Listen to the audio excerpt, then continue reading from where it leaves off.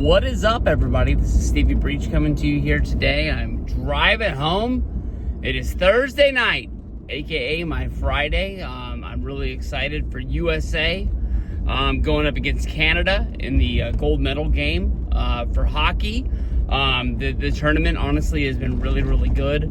I've never really been able to jump into NHL, but I've always really liked Olympic hockey anytime that it comes on. I know that I'm going to go home. I'm going to flip on Miracle, watch that for as long as I can. I want to see if USA takes the high road and not boo the USA during the national anthem. But we're set up to have a really good night. Yesterday, we talked about the rumored match of Solo Sikoa against Jacob Fatu at Wrestlemania. The next WrestleMania match that it seems a lot of people are looking forward to would be AJ Styles going up against Finn Balor at WrestleMania. This would not be like a first-time match in WWE. They had a match that was put together, I believe, at TLC 2017. I think it was the show that was kind of like just doomed from the start. Roman Reigns got pulled. He had to be replaced by Kurt Angle. Bray Wyatt ended up getting pulled. He was supposed to be having the demon Finn Balor go up against Sister Abigail. And to this day, it's still a mystery how Sister Abigail was going to be portrayed. There was some people who thought Sister Abigail was going to be played by Paige. There were some people who thought that it was just going to be him in a bad wig. Who knows what it could be? Probably the only person would be Finn Balor when he gets out and he does some sort of like podcast interview going over his career. I think that, Finn Balor and AJ, they've talked about that match a little bit, but them both being former members of the Bullet Club, probably one of the best ways that they could have told the story leading up to that match without saying Bullet Club would be if they still had the OC, the original club, and Machine Gun and Luke Gallows would have had to choose a side. Up until the last day, they were kind of aligned with AJ Styles a few times, but AJ, in the last year, really sort of turned his back on them. You had Machine Gun saying that AJ forgot where he came from. Would the Good Brothers have jumped sides and started hanging out with Finn Balor, who Machine Gun has really gone out and said that that was one of his best friends that there was in wrestling when they were living in Japan together. They started the original Bullet Club together, but WWE let them go.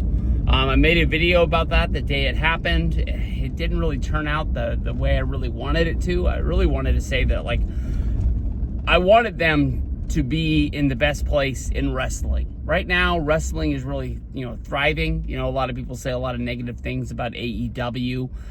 Wherever they go, I'm going to root for them. They had a really good run in TNA when they were let go by WWE the first time. Of course, that really got hyped up when they were finally able to go over to Japan.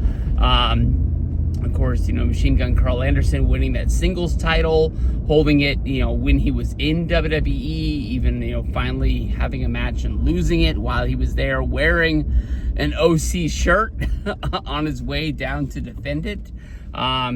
Still kind of crazy time in wrestling, but I think the one thing that I portrayed more than anything else was that I was really hoping that the Good Brothers would do WrestleCon and I would finally get a chance to meet them. Instead of being sort of kind of concerned for them, I kind of put myself over in that video and it kind of sucked, but it is what it is. They're already retweeting New Japan tweets about upcoming shows, so I think they already have something in the works. I really wish they would bring the podcast back. I think once they make their return in wrestling, they'll have a big boom explaining why they went where they went, why they did what they did, whatever that would be, and that's probably what they're doing instead of just going on there and talking about Sasquatches. and Bitcoin. Couldn't think of the other one, RTX or whatever the hell that other one they talk about a lot too. But yeah, this match, it could be really, really big. I mean, honestly, how they find a way to tell the story without saying the word Bullet Club, not 100% sure how they get to that point. But these guys really go out there and get it. I talked about Finn Balor in a video the other day, talking about 2007. When did he debut? He debuted in 2016 when he got called up to the main roster. When he won, I think he beat Roman Reigns on his first episode of Monday Night Raw, and then he beat Seth Rollins at SummerSlam and he gets injured. He was kind of like the one thing that kept me holding on, and then he finally came back. And I was really rooting for him. I can't say that I was watching every single one of his matches, but when I was listening to like Raw reviews and pay-per-view reviews, he was the one guy that was keeping me peeking in on the wrestling business. I really believe the hype about how people said that he was so good when he was wrestling indies in New Japan before he came to WWE. I had seen the stuff he did in NXT, and I just thought he was going to be World Heavyweight Champion in WWE. I guess I really thought that he was going to take over for Roman Reigns. It never really worked out that way. But AJ Styles, we all remember when he came in to WWE in 2016, there was all the knocks on him about basically, he was a TNA washout, but he went to Japan and he really shined. Would WWE want to bring him in? Would they have to put him in NXT developmental to kind of learn the WWE system? The WWE has a different ring than he was used to wrestling in. He was already like 36 at the time. If they put him in NXT for 28, for 2 years, now he's 38. And how much are they really going to get out of him? Dude, he's been in WWE for almost 10 years. And for a majority of that time, he's been close to the main event scene. He was like main event scene almost like right away.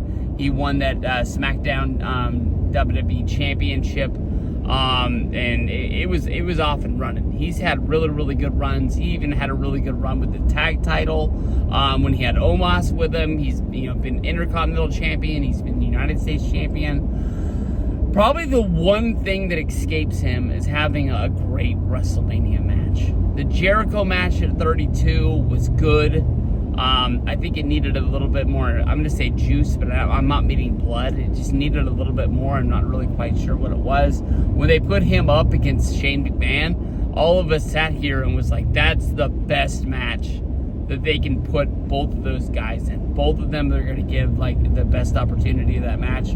I thought that like Shane was going to jump off like the roller coaster track, or at least jump from the ring that was like above the ring, if that makes sense to you. They built that cover over the ring and it kind of looked like a wrestling ring, and I was like, they're not building that for nothing. He's gonna climb up there and he's gonna fucking jump off there. And it didn't really happen. The match wasn't as great as it was, as we all thought it was gonna be. So these guys get in the ring. I want to see him get down. I want to see him boogie. I think this is going to be a damn good match. I'd be really excited for this. I understand that AJ Styles has something going on with Braun Breaker. I thought Braun Breaker was involved in a feud with Sheamus, so that kind of threw me off. I think they're throwing a lot of things at the wall right now and trying to see what's going to stick and what's not. But if you go Finn Balor versus AJ Styles, that's a win-win situation for both guys there.